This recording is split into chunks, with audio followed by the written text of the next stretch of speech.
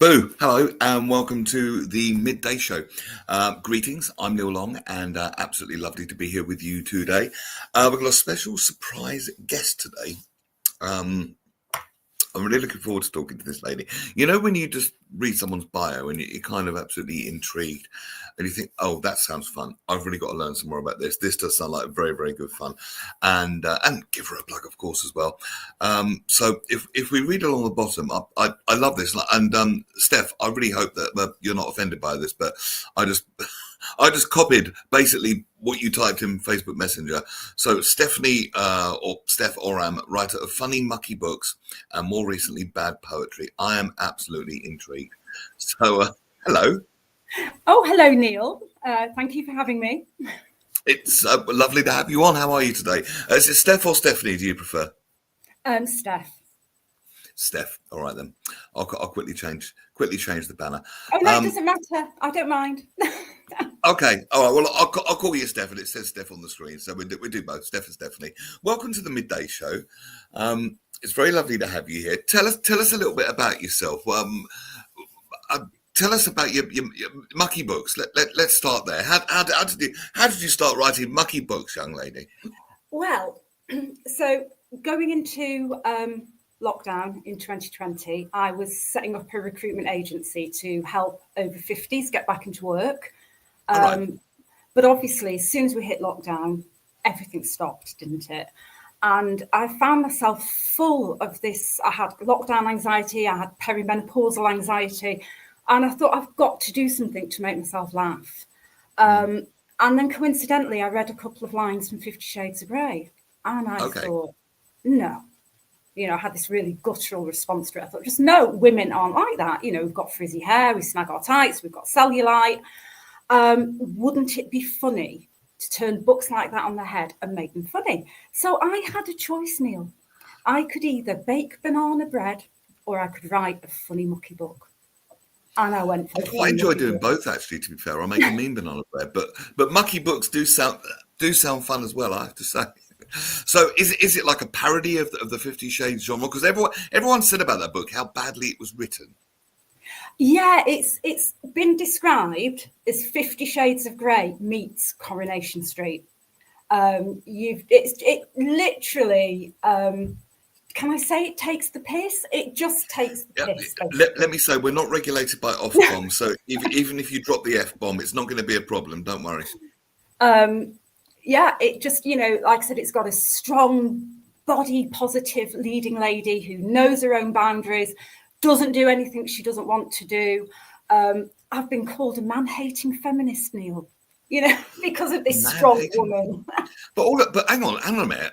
Just because a woman has strong boundaries and is body positive, that doesn't make her a man-hating. That doesn't make a man-hating or a feminist particularly. That makes her a strong woman with healthy boundaries. That's a good thing, surely.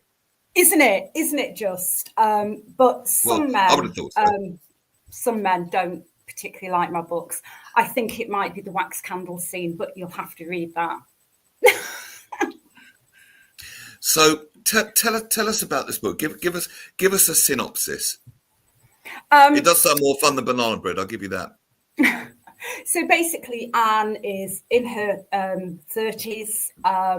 She loves reading Victorian romance novels, but she suddenly realizes, you know, her love life's been boring. These novels are boring, and she needs to spice things up. So she starts reading books like 50 Shades of Grey.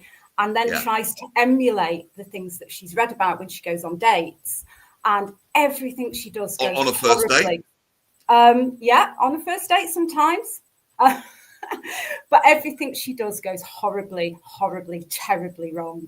And that's there's plenty of scope for that if you're trying 50 Shades of Grey tricks on the first date. There's plenty of creative scope there, I imagine, for things to go horribly wrong. Yeah, without giving away the farm, how do they go horribly wrong? Give us a bit more. So, for instance, there's a scene like the famous scene in 50 Shades of Grey, you know, with the horsewhip. I mean, no, I haven't seen it. No, you've read it. Well, actually, no. Right, full transparency. I saw the first film, which I thought was not bad in a Hollywood kind of way. Love the song by Ellie Goulding, Love Me Like You Do. Love or hate the film. That's a beautiful song. And I read half of the first book. That's it.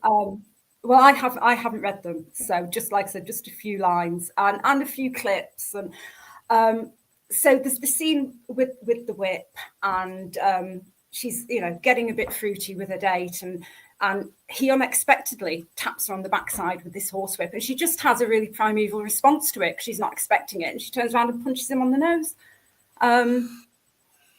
So yeah. Everything goes wrong for our Anne. But that wasn't the response she was hoping to have. So wait a minute, she's instigating the whole thing, I take it, in this scenario. Yeah, she kind of she thinks she's more worldly wise than she actually is. There's quite a lot of bravado, and she just wasn't expecting it, and just turns around and pops him on the end of the nose. Oh. So yeah. Did she get a second date? No. Okay. She doesn't get second dates with most of them, to be honest. Ever. So she clearly doesn't kind of learn as she goes along. She keeps on trying these wild things, and it keeps on going wrong. Yeah, basically. She ends up in A&E a lot. Sorry? She ends up in A&E a lot. Oh, right. Okay. Blimey. So is there a happy ending? Does she have a spiritual awakening or something? And I don't know, become a tantric goddess? What happened?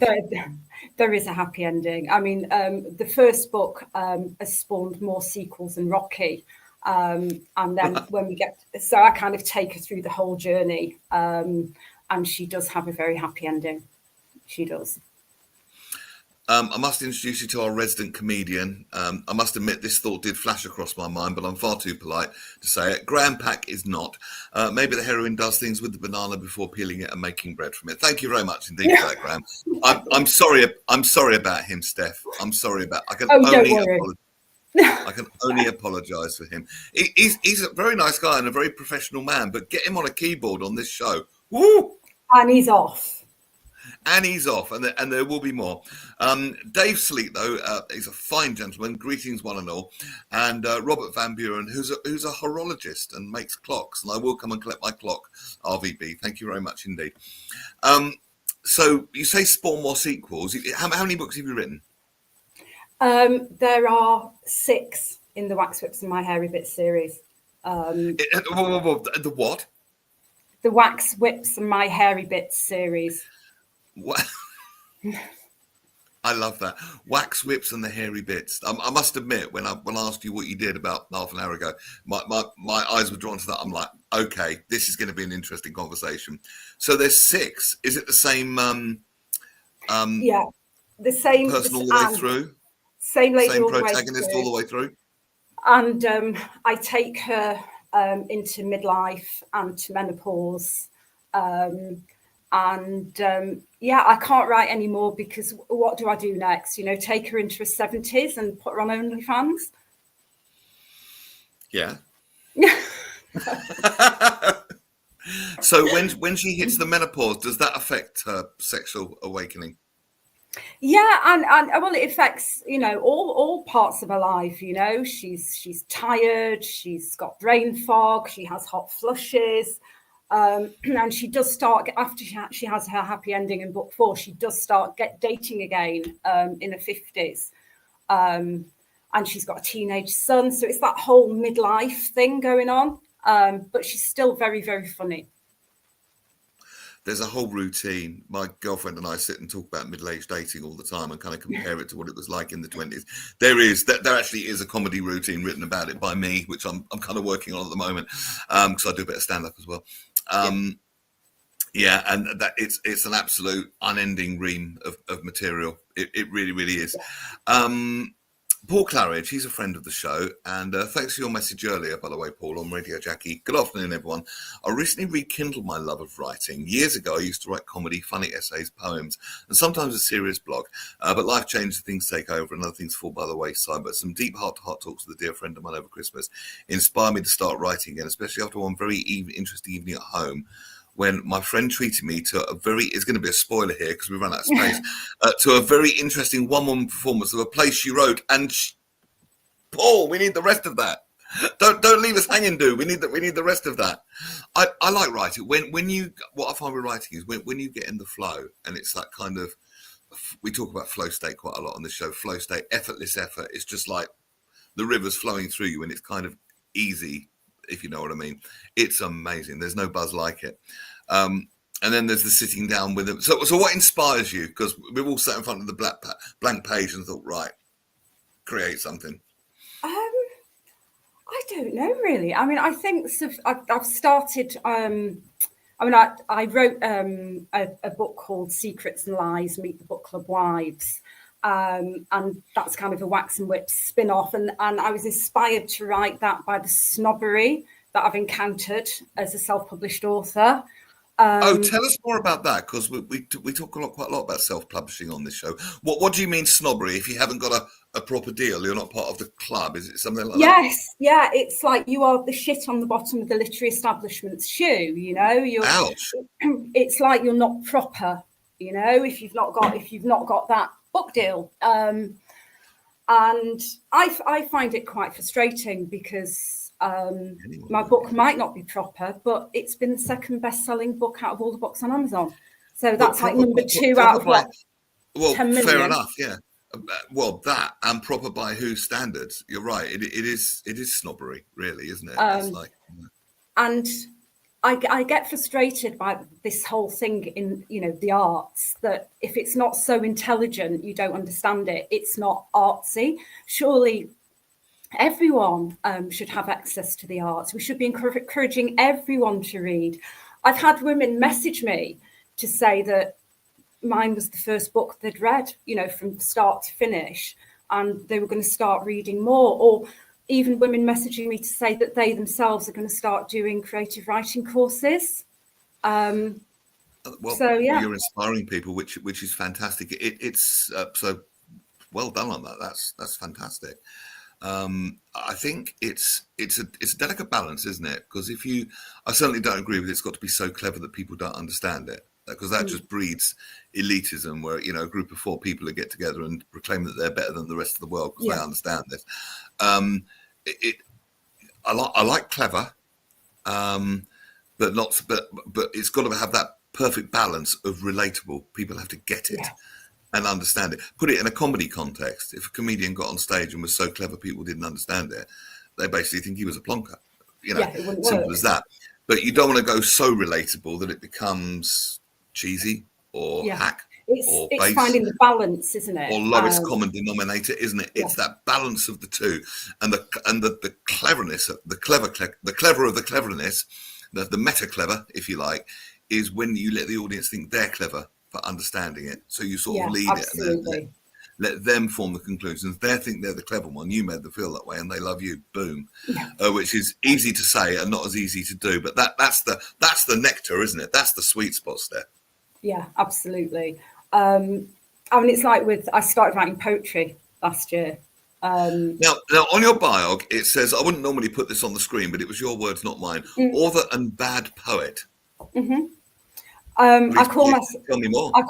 I call myself the pound shop poet because my poetry is cheap, poor quality, and doesn't last very long. But hopefully, it's poetry so bad, it's funny. Well, that's what I'm aiming for. I'm going to ask to hear some of this poetry. Come on, okay. Can we have some exampple? Give it. The forum is yours. The stage is yours. Okay. Comments and questions from the audience, by the way, do get to shouts. Graham Pack, you don't have to answer this. Are any of her antics autobiographical? Graham, you mind your business. Absolutely not. There you go. Answered firmly by the lady, Graham. So there. A play she wrote. This is Paul continuing when he said a performance of the play she wrote and she starred in a few years ago called Blonde Compassion. For me, I will never look at yoga teachers in the same way ever again. Her writing and acting helped her mental health. It very much can, very much believe that. They do, I think it's called bibliography when it's used for therapeutic purposes, isn't it? Can be very cathartic. Writing and acting helped her mental health and showed me that writing and creativity can help mine. Absolutely. Love my friend for that. Now I need to love myself through my own writing and art. And in any other way you can as well, Paul, I would say. Barry J. Allen, afternoon all. Right, let's have some bad poetry. Okay, so I I wrote a book called A Little Book of Painfully Bad Menopause Poems. In October, I was lucky enough to be asked to perform at some of my poems at the Everyman Theatre in Liverpool. So here's one. It's called When Menopause Kicked In. I used to be quite the go-getter, a lover, a mother, a trendsetter. Then menopause kicked in, I got hairs on my chin, and now I'm a sweaty, sweary forgetter. Short and sweet. I think that's brilliant. And that's pretty much the menopause summed up in a 5-line sonnet, or if it is a sonnet. I don't know my poetry terms that well. It is though, isn't it? It is. I once had a client. I've got a bit of a side hustle. I help people edit podcasts and get them online. And I once had a client, and to be serious for a moment, and I think menopause is underestimated by a lot of the population, either the females that haven't experienced it yet and blokes that probably wouldn't even think about it. But that needs to change, because this particular lady, and she now, happy ending, spoiler alert, now thrives, and she helps women thrive through the menopause. It's her whole raison d'etre now. She does it very well. But she honestly thought she had early onset dementia. Yeah, and she was terrified. She honestly thought she had early. That's how serious it can feel. And when she was diagnosed, when she went to the doctor and found that it was only, I say only, in parentheses, the menopause, I quote her words, "I was the happiest menopausal woman in Bristol." Yeah. Because I mean, the symptoms can be. My girlfriend dragged me to a menopause event, and it was done in a very I can't remember the lady's name, but she was brilliant. She was a comedian as well, and I learnt a lot there. I was the only guy there apart from the bar staff. It was a room full of menopausal women. So I'm a brave man entering the domain like that. Well, it was when I did the gig in Liverpool. My husband was the same. He was one of the only men, in a room full of menopausal women. So yeah, very brave. Yeah, big up me and your husband. But actually, it was interesting, and it's not a bad thing if us guys learn about it, because we're in relationships with you, and it will affect that presumably, And I did manage to convince a female friend of mine that there is a male equivalent called the andropause. Oh yes, I've heard the andropause. And she's like, "No, there's not. There is no such thing. You're just saying that because you want to balance it and get your male point of view." And I'm like, No, it's science. I'm right, aren't I? There is such a thing. There is the andropause, but I always say, when a man is going through the male menopause, when they start wearing sort of muscle fit tops, ripped jeans, and slip on shoes with no socks, and driving sports cars. I was going to say that. Yeah, yeah. See, also midlife crisis. Yeah. Yeah. Very, very much so. Very much so. So can we have another poem? Okay, let me. I wouldn't call that bad poetry. I love the tagline. Well, that's what I call it, bad poetry, because it's not bad at all. But it's really good actually. But I love the tagline, bad poetry. Don't change that. Because it's not metaphoric, darling. It's. Let me find you one. Okay, I love this one. It's called A Perilous Curry. As I sat upon the lath, straining for a poo, I wondered why I ever had that fucking vindaloo. The curry was so tasty, it went down without hire. But now I'm paying the ultimate price. I've got a ring of fire. Very good. Very good. Shout out Johnny Cash. I'm sure. Absolutely. I'm sure when he wrote that song, when he realised how it was going to be adopted, he probably wouldn't have written it in the first place. He must be delighted. Graham Pack, here he goes again. This is quite tame for him. On the plus side, being the only man is easy to get to the toilet without a queue. Yeah, that's actually very true, Graham. True. Very true. Yeah. But I was going to say, because I'm in Blackpool, I'm in Blackpool, so I had to write a poem about a seagull. So should I give you my seagull poem? A seagull. Now, is this like a deep one, like Jonathan Livingston's seagull that leaves the pack to find himself? No. No, probably not. Good. Let's hear it. The seagull, with its evil gaze, eyes my battered sausage.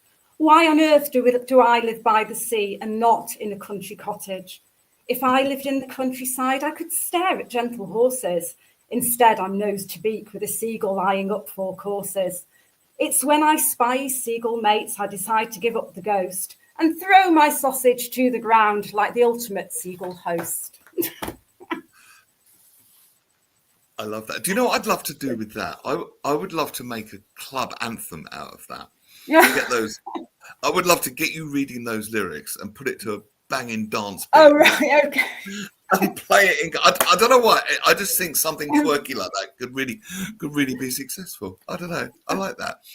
Oh, this is really, really good stuff. Any possibility of turning these? I mean, have Netflix come calling? I'm asking. No. Wax Whips and My Hairy Bits has been taken on. Last year, it was taken on by an independent production company, and it's being made into a short film. I think they're planning on filming. It's all cast, and they're planning to start filming in March, and then hopefully that will go to all the film festivals and maybe get commissioned from there. Who knows? You might see me on the BBC after Songs of Praise. That would follow Songs of Praise well, wouldn't it? It would, wouldn't it? And now on BBC. So, I mean, Sunday night viewing on the BBC, it was always Songs of Praise, and then it was normally a vet programme with someone giving birth to calves. Oh, yeah. I don't know if do you remember that? And that was Country File. No, it shouldn't happen to a vet, if I remember right. Oh, yes. James Herriot, if I remember. I'm really showing my age now, but I remember that because it was very genteel. I remember. I can even remember the theme tune in my head. All Creatures Great and Small. Yes. That's it. That was it. And then a little bit later, it was Heartbeat with Nick Berry and all that sort of stuff. Oh, very gentle, but we're taking it to the next level now. It's Songs of Praise followed by Wax and Whips and Hairy Bits. Absolutely. Which would liven up an otherwise dull Sunday night, I have to say. Wouldn't it just? Pardon? Wouldn't it just? So certainly a very worthwhile exercise. Certainly better than baking banana bread. Yeah, and I mean, I don't like banana bread anyway.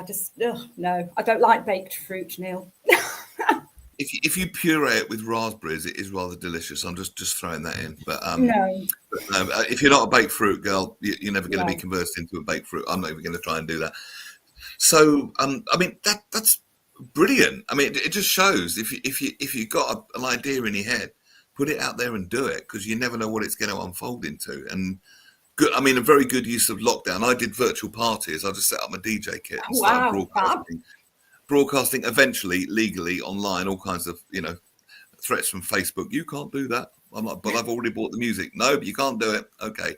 And then thank you, Universe, for Mixcloud, which came along and let us do it legally. But that was how I amused myself during lockdown. Yeah. But it's like I kind of advocate for menopausal and midlife women because a lot of the stuff you hear about menopause, it is scary and it is negative. And I kind of want to shout it out loud and proud, that it's not an ending. It can be a new beginning. And you're never too old, Neil. You're never too old to follow your dreams. It doesn't matter if you're 25 or you're 85.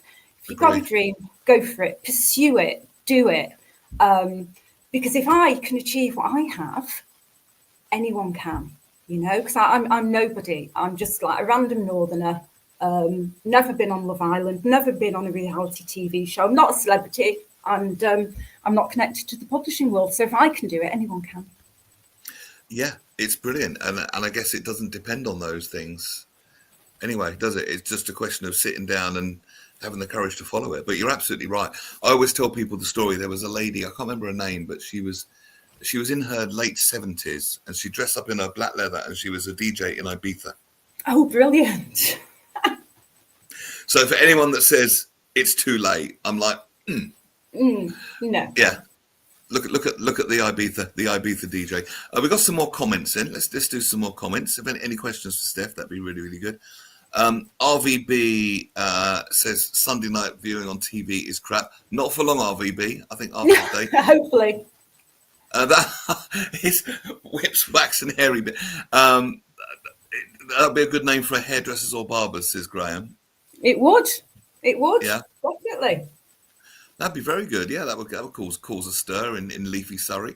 What else? What else does he say? On the plus side, even with this weather, you don't need to put the central heating on. I take it he's talking about the Yeah, menopause there. No, my absolutely. girlfriend can walk out on a freezing cold day, and she's no coat. This is lovely, and I'm like, really, really? Yeah, he's not wrong there. Paul Claridge's OES heartbeat provided work for many unemployed actors. I thought most actors were unemployed. That's kind of goes with the game, doesn't it? Some of them, my friends, said it was the best jobs they ever had. Bring back heartbeat. After all, they've brought back all creatures great and small. Have they brought that back? Yes, I haven't seen it, but yeah. Oh, I wonder who's playing in it. Oh wow, I didn't know that. Okay, I've watched Sunday night TV for so long. I presume it's still on Sunday night. So what's apart from getting a commission, being on the BBC, and getting a major Netflix deal, and writing more funny bad poetry? What's next? Well, I've written a play. Oh, you kept that one quiet. Tell us more. Well, I've not done anything with it yet. I've written a play. It's called Blackpool Boy, and it's kind of about midlife and sandwich generation. So you've got your leading lady is Sarah. She's menopausal. She's looking after her mum who has Alzheimer's, based in Blackpool, and her son, who did live in Blackpool, went to university up north, has moved to London. He comes home and he's full of all the stereotypes of the north. Right. So then you have that dynamic. You have menopause, you have Alzheimer's, and then in the middle you've got this lad spouting all about the dark satanic mills and northerners. But yeah, it's fun. I remember that. I remember singing that in assembly. God, that was Jerusalem, wasn't it? Yeah. Yes. So yeah, I've written that. I don't know. I mean, what do you do when you've written a play? What do you do with it? I don't know. But I'm going to write it as a book as well, because I think it would work well as a book. Because Blackpool, it gets a lot of bad press, doesn't it? And well, famous for Strictly, I suppose. I went there years ago. Rode the big one. Is the big one still there? The big red roller coaster. It is. But sort of, at the time, when it was first built, it was mega, wasn't it? But now I suppose it's quite small in comparison to some. Now it could be called the fairly mediocre size one. So, some of the roller coasters but they're crazy now. Some of them, I think they're just designed to terrify you. Yeah. There's a new one at Thorpe Park called what's it called? Hyperia. And we called it hypochondria because it kept on breaking down. But we did eventually get on it, and my God, it makes the big one look like a children's ride. Yeah, it really does. It's brutal. If you like them fast. So they still have the Pleasure Beach and all that in Blackpool. Tell us a bit about Blackpool. How would you put Blackpool back on the map? It's famous for Strictly in the big one. What would you do as a resident? I think we need to. So it's like anywhere, I suppose, in the country at the moment. So many boarded up shops. It's very deprived. It just needs investment. And we need to be attracting people back. I mean, we still do get a lot of visitors, but people don't stay for so long now. You mainly get day trippers. But Blackpool it needs investment. It needs investment. You'd think somebody would have done it already with a key place like Blackpool. I mean, you do find that with a lot of seaside towns. They can kind of go to, I remember in the south, I don't know if you've heard of it, Hayling Island. Do you know Hayling Island? Have you heard of it? No. Near Portsmouth, basically. If you look at Portsmouth on a map, there's a little island that looks like a pound sign. That's Hayling Island. And back in the 80s, as I'm sure Blackpool was, it was an absolute mecca for tourists. Yeah. People at all the family holidays. I mean, it was one step away from the square handkerchief on the head. I mean, and saucy postcards and candy floss. It literally was that. And as a teenager, I loved it. But then suddenly, cheap foreign holidays came into being, and everyone was going to the Costas, weren't they? And then the seaside towns took a hit for that. Now, Hailing has become what I affectionately call God's waiting room. It's full of elderly people with small dogs. But part of my soul is there. I love it because I've been going there since I was a kid, and I still love it down there. But I probably wouldn't if I hadn't been going there for so many years. But you'd think with a place like Blackpool, because it just seems more significant somewhere like Blackpool. Yeah. You But think it would have been invested in by now, surely. But I also think with places like Blackpool, you can't just keep day in, day out, keep going on about the nostalgia, how it was, who performed there, what it did. We need to look to the future and just think, how can we get this town back to how it was, you know? And you know, it does make me sad when I wander through the town centre and there's boarded up shops and there's not many people about. And yeah, we need to get back. We need to get Blackpool back to how it was. And Well, Nigel's being nostalgic. He had his honeymoon in Blackpool back in 1980, back in 1986. Yeah. So I wonder what the future Blackpool could look like. What would you do? Magic wand, and you could make Blackpool. It would still have the essence and personality of Blackpool, but a thoroughly modernised version. What would you do? More shops, lovely shops, famous names. I'd like to see more famous names performing in Blackpool. We've got the Winter Gardens, we've got the Opera House, we've got so much here, and we just need to get more people in. I mean, one of the things that I made clear to the production company about the film when they started it was I wanted it all done in Blackpool, and I wanted all northern actors. I just wanted to keep it just very loyal to Blackpool. So it's going to be filmed entirely on location in Blackpool. We're going to get the promenade in there and the glitter ball. It's going to be right northern.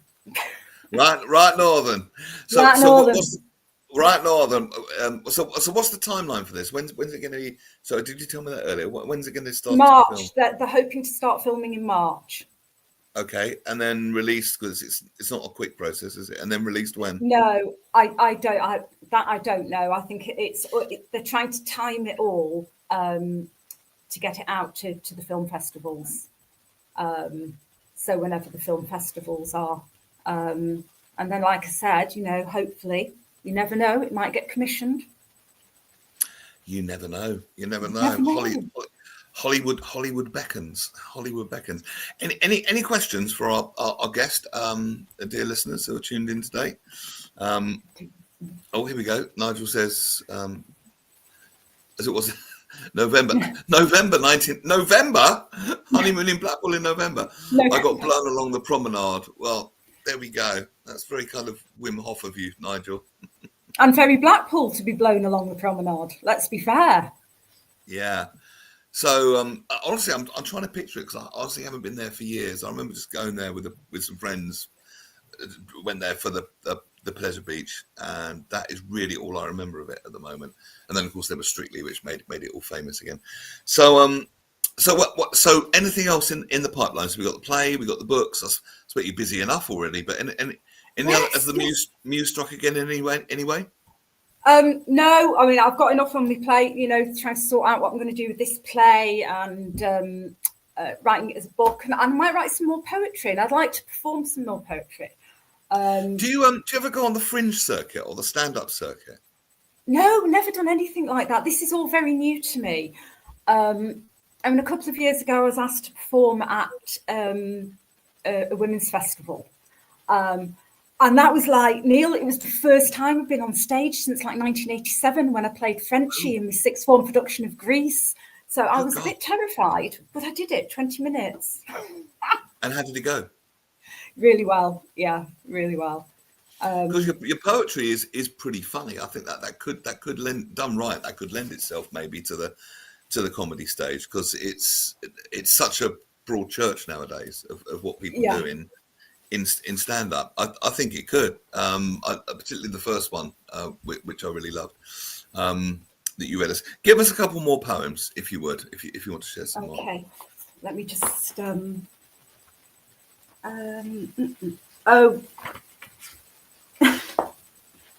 I'm just thinking what I can get away with, to be quite fair. Well, honestly, we're not regulated here. You're quite safe. Let me have a. Okay, so oh gosh, I've got so many, Neil. I've got so many. I'm trying to find one that I really like. Oh, here we go. Okay, so here's a little poem about slugs. Oh yeah. A slug's tale. Oh, let's hear it then. Why do slugs slither into my kitchen in the dead of night? Are they having a slug party or just spoiling for a fight? They're always gone by morning and leave a silvery trail. Maybe they've gone to throw on a shell and become a funky snail. I have slugs come up my plug hole sometimes, and I don't know how they do it. I know, but then they are always gone by morning, aren't they? It's really discombobulating because you walk up to the sink and it's like, there's a slug in the sink. And people tend to I think there's a lot of people that are slug phobic. People don't seem to be frightened of snails. Here's the thing. Snails don't seem to be slugs, which is basically a homeless snail. People seem to be frightened of them. So would you like a kind of a topical one about Coronation Street? Oh, I'd love that. Okay, so this one's called A Corrie Catastrophe. What's happened to Coronation Street? It used to be so funny, yet now it's full of misery and villains chasing money. We loved the northern humour of matriarchs in the bar, and now we're just left wondering, who's next under that speeding car? The classic days of Fred and Bet are things of time gone by, when the laughs were insightful and could be rather dry. So please bring back some comedy, some light into the dark. We need to see our Mary frolicking through the park. Very good. And you're right. The soaps have got really dark, haven't they? Too dark. I remember when Emmerdale used to be called Emmerdale Farm, and it was it really was just gentle country folk, and then it was plane crashes and murders and it started with the plane crash, didn't it? I remember the plane crash episode. Yeah. It suddenly turned. It changed its name to Emmerdale, just Emmerdale. Got rid of the farm bit, and then it just got really, really dark, didn't it? Really dark. And EastEnders. Oh, don't watch it. I must admit. Do you still watch any of the soaps? I don't. Coronation Street and Emmerdale. I'm Northern. I have to watch Coronation Street. Rude not to. But I mean, years ago, I used to watch EastEnders, but it suddenly became, like sixth form issues-based drama. Go on. I just thought, no, it's you've got to balance the negativity with positivity and the dark with the light, but it was just constant, wasn't it? And the other soaps are becoming like that now. It's just drama after drama. You can't catch your breath. I know. EastEnders is basically just shouting. People shouting at each other. Yeah. About horrible things. I don't know if they think they're reflecting real life, but you'd hope not. But it does have to be a balance. You're absolutely right. Yeah. And you say Corrie's become like that as well. Yeah, Corrie's definitely becoming like that. It's what's the latest plotline in Corrie? Who's trying to kill who? Oh gosh, so Mason, who's 16, who was a bit of a bad boy but had started to redeem himself, has just been stabbed to death. And then you've got I can't remember her name, Cassie, I think it is, trying to poison Ken to get hold of his money. And it's just it's like non-stop. And some of the issues are very important. They really, really are. And it is important to bring things into into people's consciousness and to let them know what's happening in the world. But I think that all has to be balanced out with some humour.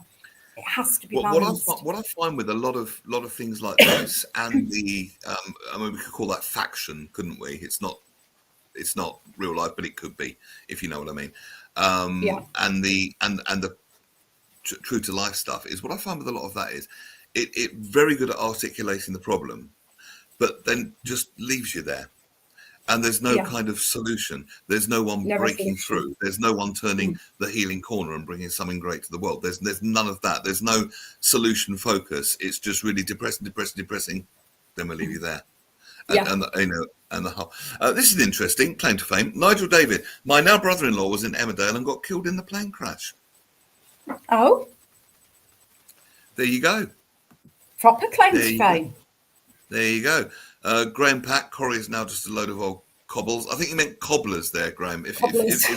If you're going to make bad jokes, Graham, I mean, spelling, please, sir. Write it out 100 times. And Paul's having a go at a bit of poetry. I don't think you've got too much to worry about here, Steph. A DJ called Neil Long was playing an awful song. Nikki stepped in. That's my radio. Oh, you know Nikki Patrick, don't you? Yeah, no, Nikki. Yeah, she's great. Nikki stepped in and put the song in the bin and whacked Neil on the head with a bong. I don't know if you're implying that I smoke dope, Paul, but I don't know. Good one. It's like one of mine, that, Paul. No, it's nowhere near. It's the first attempt, Paul. It needs work. Paul Carriage, my friend's. Oh, blimey! It's a reunion today. My friend's husband played Dan in Emmerdale for 14 years. Oh, brill. So, where can people find you online if people want to check out your work? In fact, actually, I can answer. You gave me a link, but they're always no link is easy to read. So to simplify it, if you go to this link, tinyurl.com/Stephanie Oram, that will take you to your Amazon page. Yeah, my books are all on Amazon. I write under the pen name SJ Carmine, because when I started writing, I thought, well, if it's shit, nobody will know I wrote it. And in fact, is that why you had a pen name? Yeah, and then Really? in fact, I can talk to other women about how rubbish it was, and they'll never know it was me. You can have a good bitch about yourself. When I actually wrote it, I told everyone my brother had written it. You did. I did. Did he know about this? Yeah. I told him because he writes as well. So I just said, look, I'll just tell them you wrote it, and then But then obviously it started getting traction, and now that's the problem. So now he might get the credit for it. You're gonna have to fess up at some point and say, actually. No, I did. Yeah. Good. But yeah, crisis of confidence was strong. I don't want anyone to know. They'll think it's wrong. Well, no, it's not easy for a fledgling writer though, because whenever you do anything that's, should we say, outside the ordinary or outside the comfort zone, you do put you start doing stand-up comedy, for goodness sake. I really think you should get yourself a 5-minute spot, billed as the bad poet. I think on an open mic night. Do they do those around Blackpool? There must be a. Yeah, I've done a couple of open mic nights in Blackpool, and they went down really well. And then, like I said, I did a menopause comedy night at the Everyman. I was reading my painfully bad menopause poems. Brilliant. So yeah, I'd like to do more. I'd like to do more of my poems because I enjoy it. And they make people laugh, which is what I'm all about, really. I've got a contact. He knows some of the clubs are up north. Up north. I can hook you up if you like, because he might be able to point you in the direction for some more gigs. I don't know, but I can ask him if you like. No, that would be great. I can. Yeah, sure. But obviously, I don't know because I'm down. I'm one of those soft southern bastards, unfortunately. So I don't know the soft southerner. I've gone up as far north as Leighton Buzzard to do my stand up, but that doesn't really count. Should come up north properly. Properly. So where's proper north? Where does it stop being the Midlands and become north? I've debated this with people. Oh gosh, I don't know. I think anything north of Birmingham is north, isn't it? Anything past Birmingham is north. So Manchester would count. Oh God, yeah, Manchester's proper northern. Manchester's but not northern. Birmingham so much. There's more Midlands. No, Birmingham's Midlands, and I think then when you come out of Birmingham and you're heading north, then you are north. Right. But it's funny because you've just reminded me. In my play, she reads the poem to her son. About the burning ring of fire. Mm. And he kind of mocks her, and she says, "Well, if that poem had been written down south and been read by a southern poet, you probably would have loved it, because you would have said it. It was an interesting take on the complexities of life." And And yeah, so it's funny, you think how things are perceived as it kind of, it's, if it's crap up north, it's probably fab down south. Does that work the other way around as well? Probably not, actually. Oh, that's a shame, because if I die on my arse in the south, I can just go north of Birmingham and I'll be absolutely flying. Because northerners aren't judgmental, darling. No. I'm sure they're not. No, the northern friendliness, that is still definitely a thing. Definitely a thing. Do you ever come down to London? Yeah, I come down because my son lives in London, so yeah, I come down to see him. So what part of London is he in? He was in Clapham, but now he's in Hackney. Oh, right. Oh, very hipster now, Hackney. Isn't it just? Isn't it? Oh, just? yeah. Very gentrified, very, very hipster, as is Clapham or Clam. Clam. Clam. Yeah, Clam. Streatham, Streatham, yes. He always says to me, Mum, just before you come down, you will tone down the northern, won't you? I'm like, yes, son, of course I will. And do you? Or do you do the whole embarrassing No, do thing? I? I would. Yeah, exactly. Do I act? Yeah, I would. The thing is, as well, though, when you're a northerner down south, you, without even trying, you sound really, really northern. I can remember one day we went. I'd just arrived and we popped into the supermarket, and I did this northern thing, with like chatting to the lady behind the counter. So I'm just chatting away, and I could see my son going. I was thinking, what's wrong with him? And then I looked at the woman. She just had this look of fear in her eyes, like she was going to press the button, get security. That's the thing. Honestly, we get scared down south. We get scared if people talk to us. It's like, what do they want? What do they want? What do they want? Yeah. And then as we're walking out, he's like, Mother. Mother, I told you can't speak to people. So what are we supposed to do? What are we supposed to do? You're not allowed to make eye contact. You're not allowed to speak to people. What do you do? Pass them little notes or something? I don't know. No. Nowadays, actually, it's this. Just stick your phone up and get them to read it. That's the lazy way of doing it. Graham asks, has your son lost his northern accent? He has a bit. But I think when he comes up north, he just slip into it more. But I bet I've found this phenomenon before, either with North and South in the UK or with people from other countries. So to take this example, if he goes up north, people will go, "Oh, you sound so southern now," when he probably doesn't. Yeah. And then when he comes down south, people go, "Oh, you sound really northern," when he probably doesn't. It's weird. Yeah. But yeah, I love my northern accent. I would never change. Quite right too. Graham, I've just checked on Google Translate and they have northern to English. How rude, Graham. How very dare you. How very dare you. Although it's not northern, it's Midlands, but I went to the Black Country when I was visiting a friend up there. Good accent. Oh, thank you, but my God, I couldn't understand them. It is so thick. I'm not joking. I'm not saying it. No, I know. I could not understand them. I knew it was English somehow, and I could see the mouth moving, but I genuinely couldn't understand it. And we're sitting around a table in a restaurant, and I'm nodding politely, and she could have been telling me like about a family tragedy, and I'm nodding and laughing. She could have said anything. I've done it. There's a chap that used to live a few doors down from me, a lovely elderly Geordie man, and he'd chat, and I'd do what you did. I'd be like, yes. And he could have been saying anything, but I couldn't understand what he was saying. Literally. The only other one I've had difficulty with it is full-on Glaswegian. Yeah. Full-on Glaswegian and Black Country. That was the worst. That was really the worst. Good God, I could not understand that. But Glaswegian was pretty... Because I think in America, didn't they, when they took the film Trainspotting over there, they actually did have subtitles because the Americans couldn't understand the thick Scottish accent. It's actually true. They actually did. Did you ever see that? Was that because we're not that different in age? Was that an iconic film for you when you were in your 20s? I've never seen it. Would you believe? Never. I know. I always keep saying I'm gonna have to watch Trainspotting, but no, I haven't seen it.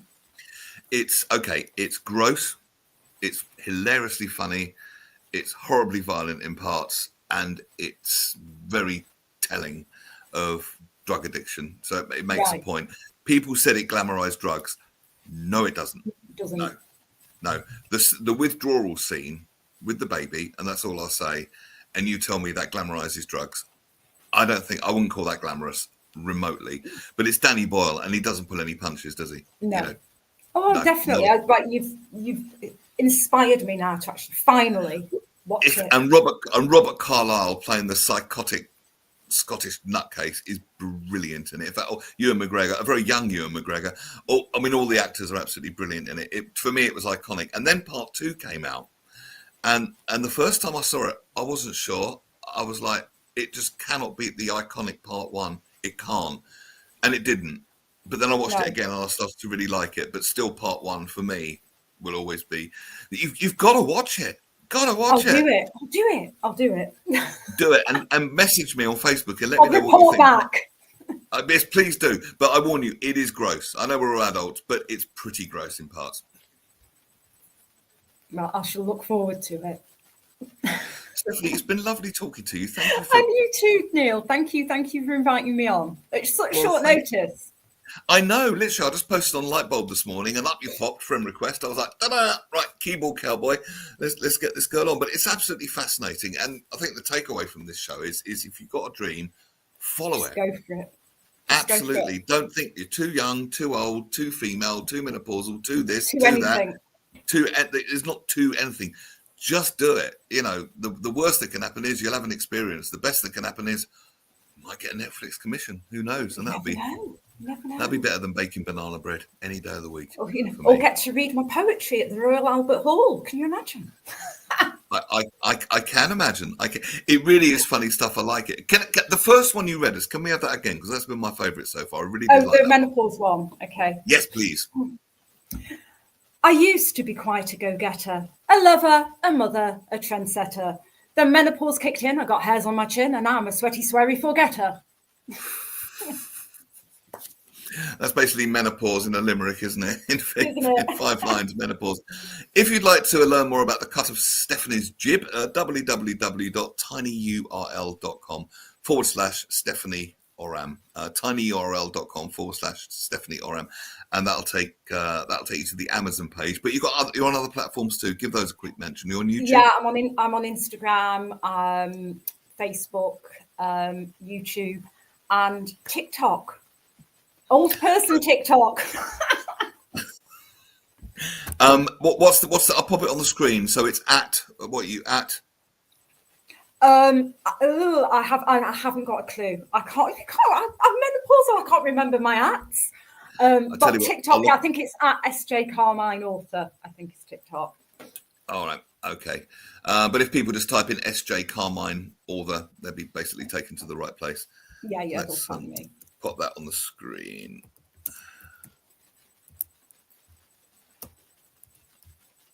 If I can spell author correctly. There we go. Yeah, if you stick that into Google, you'll be taken to the right place. Great fun, Stephanie. I hope our paths cross again. Good luck with everything. Thank you very much. And if you want to pop in Facebook Messenger your email address, if you'd like me to email you this show, the footage, if you want to use it for any purposes, that would be brilliant. Or chuck it in the bin, or use it as a warning to others, whatever purpose you want. Thank you very much. Be delighted to send it to you. Thank you, Stephanie. It's been good fun. Thank you. Thanks for having me. Have a good day. Bye-bye. Bye-bye. Oh, what an absolutely lovely lady. I did like that menopause one. Very, very good. That is menopause in one limerick, isn't it? In a few words. Any more comments, folks? We've got 5 minutes. Here we go. Graham Pack. One of my first jobs as a surveyor back in 1983 was to value the Gorbals shopping centre in Glasgow. What was the value of it? You did the whole survey and it came out at 52p. I could not understand what they said to me when I was up there. Yeah, I was talking to a lady. Well, she's Glaswegian, talking really, really fast. Fast Glaswegians. And I literally, I had to say to her, lovely lady, but I said, I'm not being rude. I said, but you're talking in a very strong Glaswegian accent. I'm having difficulty following what you're saying, which made no difference whatsoever. But oh my God, Graham, you go to the Black Country. It's like English in the method movement. You really call them. Honestly, I'm telling you, Black country is the worst. Very lovely people, but my goodness me, it's kind of embarrassing that we come from the same country and we can't understand each other when you think about it. It's quite shameful, really. I can tell you on Friday that Russ Kane is going to be here. He wasn't here on Monday because he was officiating a funeral in his other alter ego, Celebrancy. So he will be there on Friday with Jonathan Baz and Chantal Ricards and Phil Dave, of course. So the Friday crew going to be here on Friday. We've got a couple of minutes left. Anything anyone wants to share? Any shout-outs, requests, dedications, funny song? What would you like? We've got 5 minutes left. Throwing it literally open to you. My beautiful audience. What would you like? How's the radio show going, Nigel? I know you just started a new radio gig. Let us know about that. Paul Claridge, definitely get back to your writing. Absolutely. It is used to improve mental health, writing. They call it bibliography or bibliographical therapy, if I can get my tongue around that long word. But it can be very, very good, just getting it on paper. And sometimes if you're holding something inside, it can literally get it out and hopefully keep it out. There we go. His first attempt, a DJ called Neil Long was playing an awful song, but Nicky slipped in, put the song in the bin and whacked Neil on the head with a bong.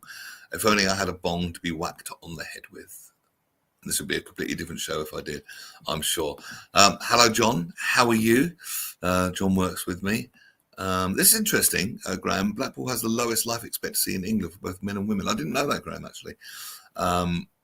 Nigel David had his honeymoon back there, Blackpool in the 80s. Can you imagine? God, I wouldn't mind a time machine going back there.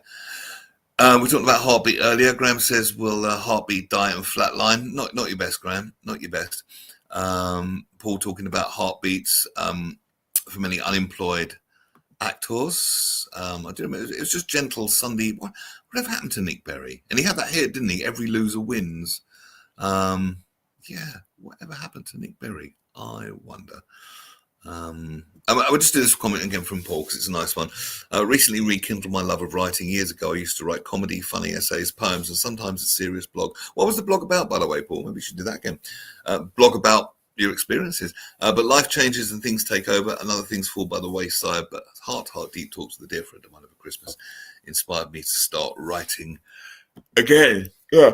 Excuse me. Sometimes it just takes someone to fire up that muse, doesn't it? And you will find once you start, the ideas start to come, but you have to kind of start first, and then it starts to come to you. I've seen that over and over again, but we can sit there and talk about it, I should do it. And then, of course, it never gets done. It's just at the idea stage, but you put it out there and there's feedback and there's learning curves. You learn a load doing it, like I learned doing this show. I talk to all sorts of interesting people. You can't help but learn new things, and it's interesting and meeting new people and all that sort of stuff. Robert, I will come and collect my clock soon. I promise you that. So I've been crazy busy this week and I'm not being rude. He's, the story about the blow up dolls and lockdown. Basically, people started leaving them on my doorstep because I put one on screen with the virtual parties, which someone at Radio Jackie gave me for a joke. That's basically it. I ended up with a family of them. So Robert made me a clock of 2 blow-up dolls, and one of the things was an inflatable sheep, and it's the pendulum. But I was changing the battery, and I bust the sheep because I'm silly like that. But it's now repaired, and thank you, Robert, very much appreciated. So that'll do it for today. I'm going to bust out of here. Enjoy the rest of your Wednesday. Take the best of care.